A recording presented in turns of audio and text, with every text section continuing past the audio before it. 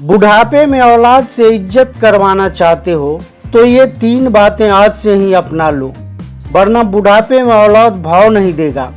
दोस्तों, जैसा कि आप जानते हैं, मनुष्य के जीवन में बुढ़ापा सबसे कठिन अवस्था है। इस अवस्था में अक्सर अपनों के सहारे की आवश्यकता पड़ती है और आदमी औलाद भी इसलिए पैदा करता है कि एक तो उसका वंश चल जाएगा और दूसरा जब उसके हाथ पैर शिथिल हो जाएंगे तो उन्हें औलाद का सहारा मिल जाएगा, जिससे बुढ़ापे में उन्हें कुछ सहूलियतें मिल जाएगी।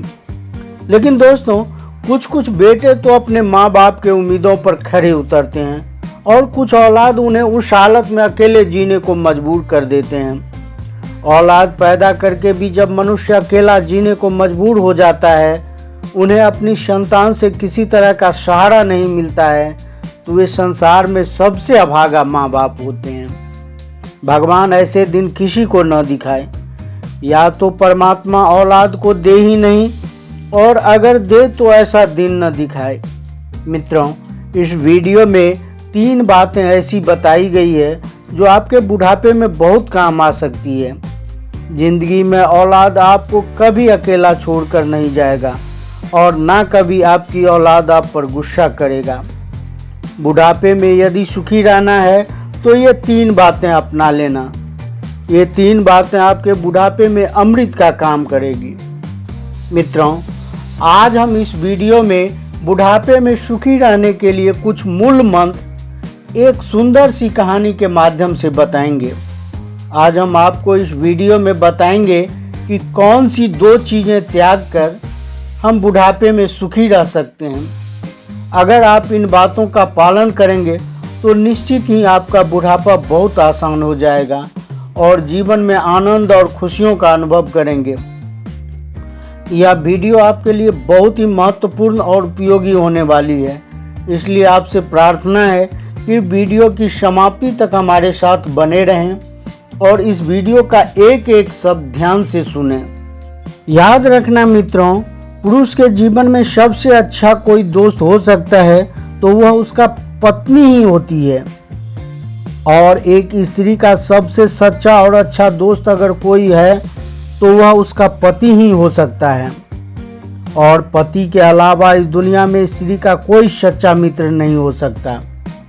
मित्रों, यह देखा गया है कि उम्र के इस पड़ाव पर आकर स्त्री अपने पति की देखभाल उसी तरह करती है जिस तरह माँ अपने बच्चे का करती है। कहा गया है कि न बेटा निहाल करेगा न बेटी निहाल करेगी, पत्नी से सदैव बनाकर रखना वही तो देखभाल करेगी। इसलिए पति का पत्नी को और पत्नी का पति को सदैव आदर और सम्मान करना चाहिए। तो आइए इस मार्मिक कहानी के माध्यम से इसे समझते हैं। मित्रों, एक परिवार था। उस परिवार में बूढ़ा आदमी बहुत ही चिड़चिड़ा और गुस्सैल स्वभाव का था। बात बात पर नाराज होना, बात बात पर गुस्सा करना उसका यही काम था।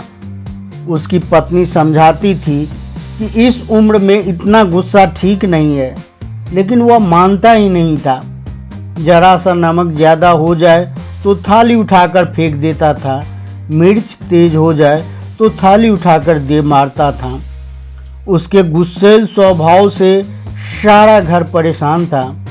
उसके जो बच्चे थे वह भी उससे नफरत करने लगे थे, क्योंकि वे रोज रोज के क्लेश से तंग आ चुके थे। समझ में नहीं आ रहा था कि समस्या से कैसे बाहर निकला जाए। कई बार तो बच्चे सोचते थे कि इस बूढ़े को अकेले छोड़कर बाहर चले जाते हैं। तब किसी ने बताया कि पड़ोस के गांव के बाहर एक ज्ञानी संत कुटिया बनाकर रहते हैं। तुम अपने उस बूढ़े पिता को उस संत के पास ले जाओ, हो सकता है उसका बात सुनकर तुम्हारे बूढ़े पिता का व्यवहार बदल जाए। घर वालों ने कहा ठीक है। घर वालों को यह बात समझ में आ चुकी थी। उसके बाद घर वाले बूढ़े पिता को लेकर उस संत के पास पहुंच जाते हैं। उसने सारी बात बताई कि शायद कुछ हल निकल आए, रोज रोज के क्लेश से तो मुक्ति मिल जाए, किसी तरह तो घर के क्लेश खत्म हो जाएं और शांति आए। मित्रों, संत तो बिना बताए सब कुछ समझ लेते हैं। जब सब लोग संत के पास पहुँचे तो संत की समझ में आ गया कि वे लोग क्यों आए हैं। संत ने देखते ही जान लिया कि इनके घर में अशांति है, इसलिए घर वाले सुख चैन की तलाश में हमारे पास आए। और उन्होंने यह भी जान लिया कि घर में अशांति का कारण क्या है। वह परिवार जब संत के निकट पहुंचा तो दोपहर का समय था। सभी ने संत को प्रणाम कर उसके सम्मुख बैठ गए। संत जी उस समय चरखा काट रहे थे। उन लोगों को संत के सम्मुख बैठे काफ़ी देर हो चुकी थी। अभी तक संत जी ने उन्हें कोई उपदेश नहीं दिए थे।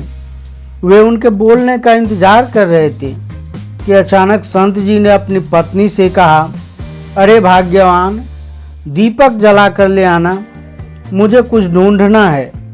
संत जी ने जब दिया जलाकर लाने को कहा तो वह बूढ़ा आदमी यह सुनकर बड़ा आश्चर्यचकित हुआ। सोचने लगा, दोपहर का समय है, अच्छी खासी धूप खिली हुई है और ऐसे में दिया मंगाने का क्या अर्थ है। अब वह गृहस्थ सोचने लगा कि महात्मा या तो मूर्ख है या पागल है। बताओ, सूरज की अच्छी खासी रोशनी है, रोशनी में भला दीपक का क्या काम। यह तो अजीब महात्मा है। वह मन ही मन ऐसा विचार कर रहा था, तब तक संत की पत्नी जलता हुआ दीपक लेकर आ गई। उन्होंने चुपचाप दीपक रख दी और अंदर चली गई। अब वह बूढ़ा आदमी सोचने लगा, इसकी पत्नी तो मुझे मूर्ख दिखाई देती है। वह विचार करता है, इसने तो एक बार भी यह नहीं पूछा कि इतनी रोशनी में दिया क्यों मंगाया। अरे दोपहर का समय है, अच्छी खासी धूप खिली है, फिर भी दीपक तुमने क्यों मंगाया। वह बूढ़ा आदमी सोचता है कि मैं अपनी औलाद के चक्कर में कहाँ इस पागल के पास आ गया हूँ। यह महात्मा तो सचमुच पागल है। अरे यह महात्मा तो पागल है ही, सबसे बड़ी पागल तो उसकी पत्नी है। यह पागल मेरे घर में शांति क्या लाएगा, यह मेरे घर के क्लेश को क्या खत्म करेगा, यह मेरे बुढ़ापे के कष्ट को क्या दूर करेगा। उसके मन में सवाल ही सवाल आते जा रहे थे, लेकिन उसने कुछ कहा नहीं। वह चुपचाप बैठा देखता रहा। उसके मन में उस संत और उसकी पत्नी के आचरण पर बहुत गुस्सा आ रहा था। संत जी ने उसके मन की बात को समझ लिया कि ये गुस्से से तिलमिला रहे हैं और हमें पागल समझ रहा है। उन्होंने यह भी जान लिए थे कि इसे गुस्सा इसलिए आ रहा है कि मेरी पत्नी मुझसे एक सवाल भी क्यों नहीं पूछी। इस बेवकूफ़ी के लिए वह मुझसे लड़ी क्यों नहीं। परंतु संत तो संत थे। उन्होंने दीपक जलाकर अपने पास रख लिया और अपने काम में व्यस्त हो गया। थोड़ी देर बाद उस बूढ़े आदमी ने फुसफुसाते हुए अपने बच्चों से कहा, अरे बेवकूफ़ हो, तुम मुझे किसके पास ले आए हो। ये पागल लाएगा हमारे जीवन में शांति। अब तो हद ही हो गया। चलो बच्चों, अब अपने घर लौट चलो। अब मैं एक क्षण भी यहाँ नहीं रुक सकता। यहाँ से शीघ्र चलो, मुझे अब यहाँ नहीं रुकना। मित्रों, उसे फुसफुसाते हुए संत जी ने सुन लिया। संत जी बोले, क्या बात है भगत जी, कोई समस्या है क्या।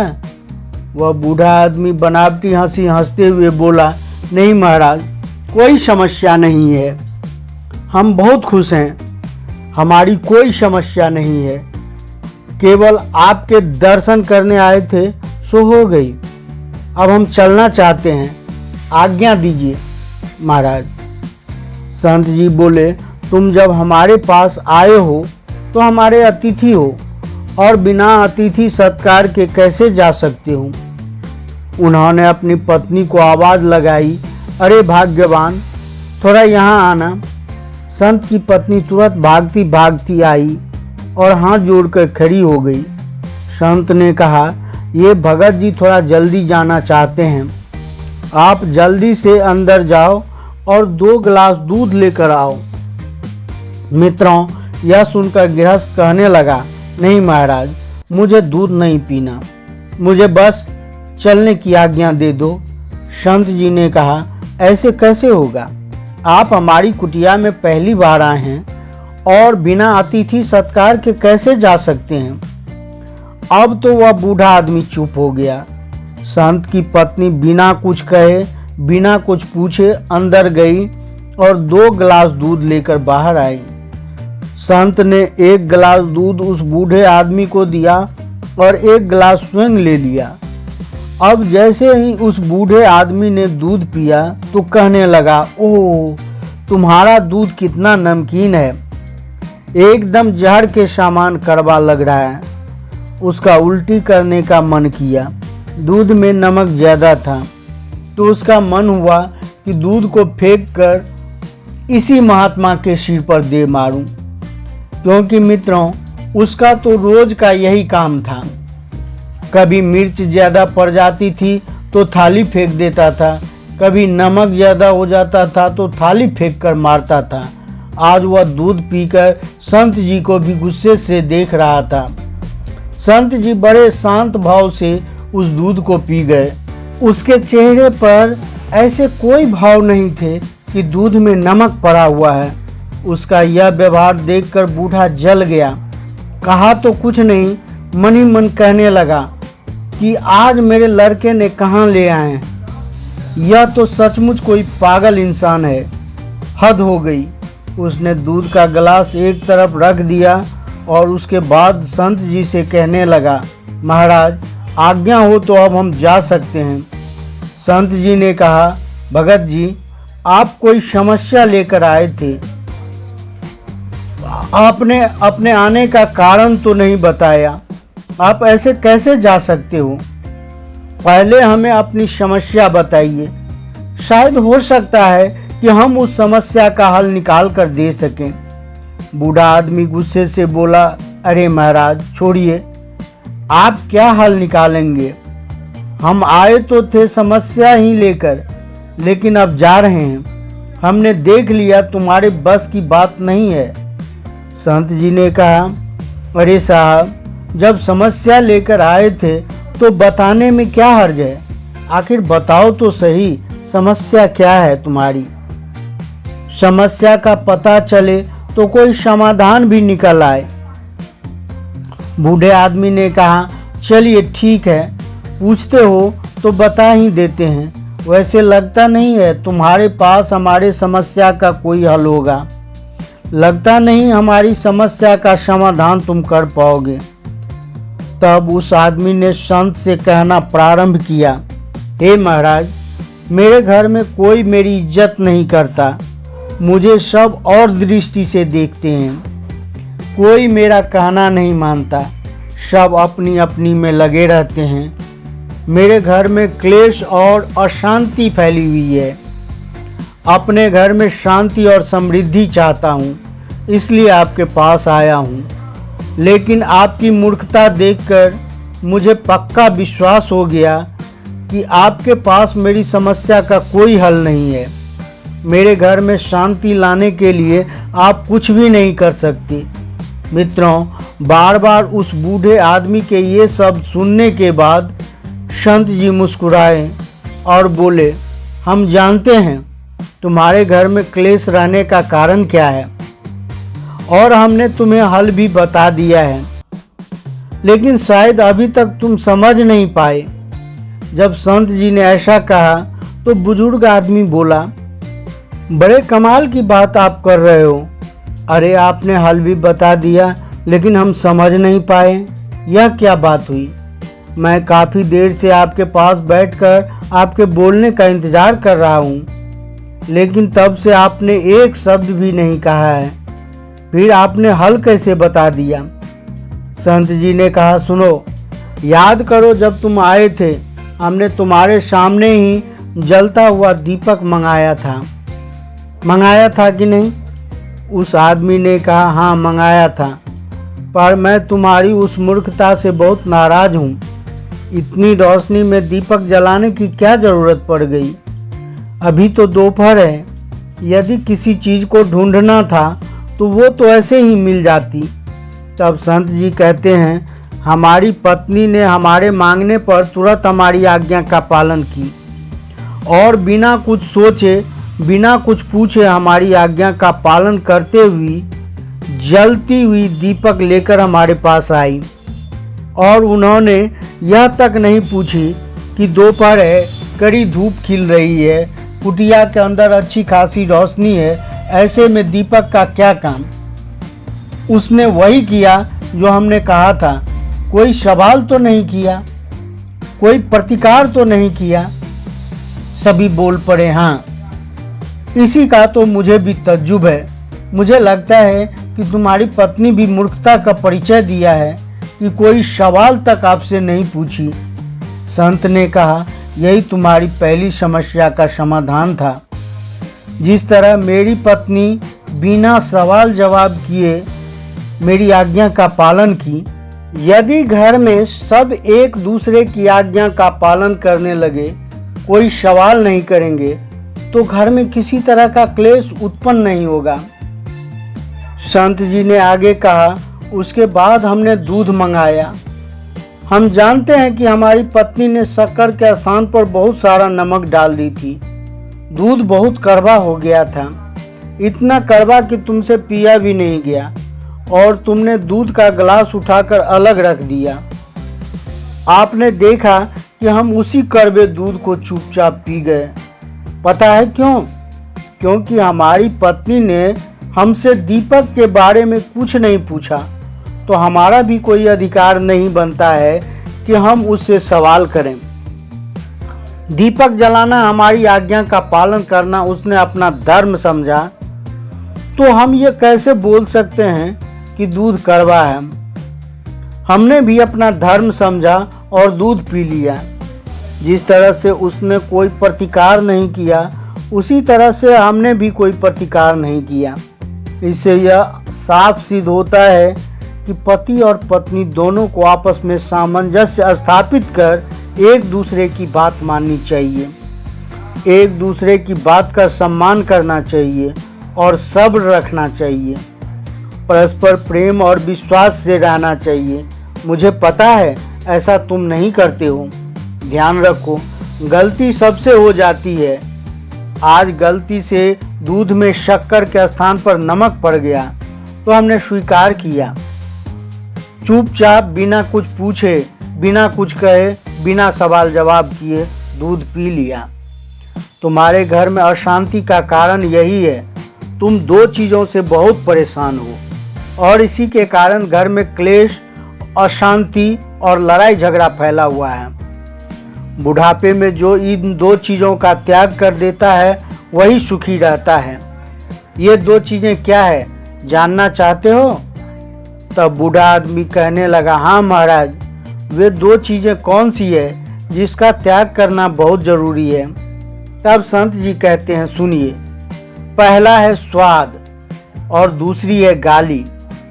इन दो चीज़ों को छोड़ना बहुत ज़रूरी है और ये बुढ़ापे में सुखी रहने के लिए बहुत ही आवश्यक है कि हम स्वाद और गाली को छोड़ दें, तो घर में शांति रहेगी। हमें समझना चाहिए कि घर में जो महिला भोजन बनाती है, कितने भाव, मन तथा परिश्रम से भोजन पकाती है। गर्मी हो या सर्दी हो, जो भी परिस्थिति हो, वह समय पर बड़े भाव से भोजन पकाती है और हमें खिलाती है। और कभी गलती से हो सकता है कि नमक ज़्यादा हो जाए, कभी गलती से हो सकता है कि मिर्च ज़्यादा पड़ जाए, तो क्या हमें उस भोजन को फेंक देना चाहिए? बिल्कुल नहीं। हमें यह समझना चाहिए कि जैसे तुम्हारे पत्नी ने या पुत्र वधू ने इतने परिश्रम या भाव के साथ जो भोजन बनाया है, उसे स्वीकार करना ही हमारा धर्म है, बिना कुछ कमी बताए। और गलती से नमक ज़्यादा हो गया है तो कोई बात नहीं, हमें उसकी प्रशंसा करते हुए भोजन ग्रहण करना चाहिए। अगर हम ऐसा करते हैं तो दूसरे दिन वह और मन से, भाव से हमारे घर में भोजन बनाएगी। पर हम यदि ऐसा नहीं करते हैं और थाली दीवार में फेंक कर मार देते हैं या उसके मुंह पर मार देते हैं, तो सोचिए उसके दिल पर क्या बीतेगी। क्या उसके मन में तुम्हारे लिए कोई सम्मान बचेगा? हरगिज नहीं। यह उस स्त्री का और अन्न का दोनों का अपमान होगा। अगर हमने भोजन की थाली फेंक दी या उसे गालियां दे दी तो पलटकर वह भी आपको बोलने लगेगी। कहते हैं जहां भोजन और स्त्री का अपमान होता है उस घर से लक्ष्मी, शांति और समृद्धि पलायन कर जाती है। अतः भूल कर भी ऐसा नहीं करना चाहिए। संत जी कहते हैं इसलिए दो चीज़ें, स्वाद और गाली को हमें त्याग देना चाहिए। जैसा भी मिले भगवान का भोग समझकर ग्रहण कर लेना चाहिए। यदि हमने स्वाद को त्याग दिया तो हमारा बुढ़ापा बहुत सुख से कटेगा। यदि हमने गाली देना बंद कर दिया तो हमारे घर वाले, परिवार वाले, बच्चे सब इज्जत करेंगे, हमें समय से भोजन खिलाएंगे, सब सेवा करेंगे और हमें बुढ़ापे में कोई कष्ट नहीं होगा। क्योंकि स्वाद और गाली दोनों बुढ़ापे में दुखदाई होते हैं। जो व्यक्ति स्वाद का आदी हो जाता है उस घर में लड़ाई अवश्य होती है और जो व्यक्ति गाली देता है उस घर में भी क्लेश मचा रहता है। मित्रों, अब उस बूढ़े आदमी को पूरी बात समझ में आ गई थी कि मेरे घर में अशांति क्यों बनी हुई है। उसने दोनों हाथ जोड़कर संत जी से क्षमा मांगते हुए कहा कि मुझे क्षमा करना, न जाने मैंने आपके बारे में क्या क्या गलत सलत बोल दिया, क्या क्या अनुचित वचन कह दिए। आज से मैं घर में ऐसा नहीं करूँगा। संत जी ने उनको क्षमा कर दिए और कहा आज संकल्प लो और स्वाद और गाली को यहीं छोड़कर जाओ। यदि बुढ़ापे में सुखी रहना चाहते हो तो इन दो चीज़ों का त्याग कर देना। अब मैं तुम्हें जिन 3 चीज़ों के बारे में बता रहा हूँ उन 3 चीज़ों को हमेशा अपने पास रखना, तो बुढ़ापा में कभी तुम्हें कोई कष्ट नहीं मिलेगा। पहली बात, जिनका जीवन अनुशासित होता है सफलता उसके दरवाजे पर दस्तक जरूर देती है। मनुष्य का जीवन तभी सार्थक बनता है जब वे अपने कार्य जिम्मेदारियों के साथ संतुलन बनाए रखते हैं। बुढ़ापा जीवन का वह पड़ाव है जहां हर व्यक्ति सुख और आराम से जीवन जीना चाहता है, आराम से अपना बुढ़ापा व्यतीत करना चाहता है। इस पड़ाव में खुशियां पाने के लिए व्यक्ति को बुढ़ापे में किन किन चीज़ों का साथ नहीं छोड़ना चाहिए, इसे समझना बहुत ज़रूरी है। पहली बात, धन का सदुपयोग करना चाहिए। धन ऐसी चीज़ है जो अपने और पराये का फर्क समझा देती है। जब तक आपके पास पैसा है, रिश्ते नाते सब जगह हैं, आपकी पूछ परख होती है। लेकिन जब धन का अभाव होता है तो अपने भी साथ छोड़ जाते हैं। जब व्यक्ति ढलती उम्र में हो तब धन का सदुपयोग करें, पैसों की बचत करें, तो बुढ़ापे में आपको किसी के सामने हाथ फैलाने की आवश्यकता नहीं हो पड़ेगी। साथ ही ध्यान रखिए, सांप की तरह कुंडली मारकर घर पर मत बैठ जाना। यह बुढ़ापे के लिए बहुत दुखदाई हो सकता है। दूसरी बात है, अनुशासन और अभ्यास से ही आत्मविश्वास पैदा होता है।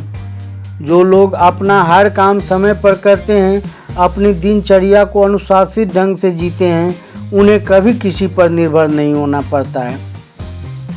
वह अपने लक्ष्य को प्राप्त कर ही लेते हैं। शुरुआत से ही व्यक्ति अपना काम सही समय पर सही तरीके से करने की आदत रखनी चाहिए। उसे बुढ़ापे में तकलीफ नहीं सहनी पड़ेगी। समय के अनुसार खान पान, समय पर सोना, जागना, व्यायाम जैसे हर कार्य निश्चित समय पर करना चाहिए, जो अच्छी सेहत के लिए बहुत ज़रूरी है। मित्रों, अनुशासन का साथ कभी नहीं छोड़ना चाहिए। कहते हैं जिसमें अकेले अनुशासन से चलने का हौसला होते हैं, एक दिन उसके पीछे काफिला होता है। तीसरी बात, जब व्यक्ति किसी निस्वार्थ भाव से मदद करता है तो वह जीवन में कभी उदास और परेशान नहीं रहता। दान और दया सबसे बड़ा धर्म है। आपके आज की मदद आपको कल काम आ सकती है। बुढ़ापा सुख और शांति के साथ व्यतीत होता है। मदद की हाथ हमेशा खुले रखने चाहिए।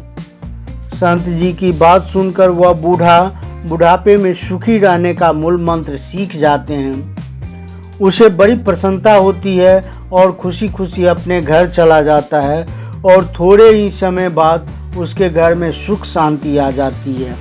उसका बुढ़ापा सुख और चैन से कटने लगता है। मित्रों, सोचिए वह आदमी कितना गुस्सैल था जो उसकी वजह से पूरे परिवार में कलेश मचा रहता था और शांति फैली हुई थी, और एक संत की संगत ने उसका जीवन बदल दिया, उसके बुढ़ापे का दुख ही मिटा दिया।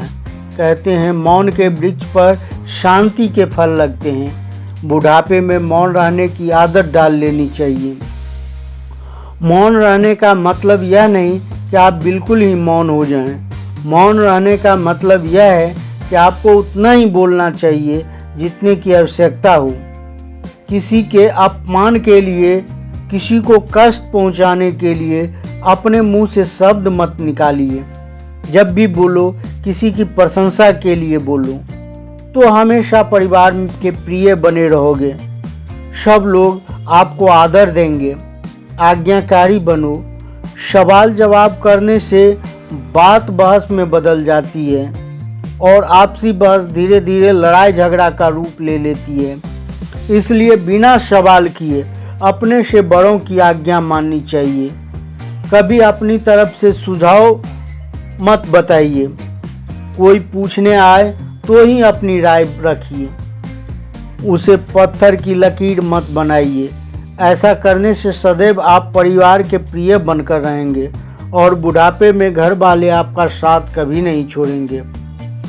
दर्शक बंधु, मैं उम्मीद करता हूँ कि यह कहानी आपके जीवन में जरूर सार्थक होगी। तो चलिए अपनी राय कमेंट में अवश्य भेजिए। मिलते हैं आपसे अगली वीडियो में एक नई ज्ञान चर्चा के साथ। आप सभी का बहुत बहुत धन्यवाद।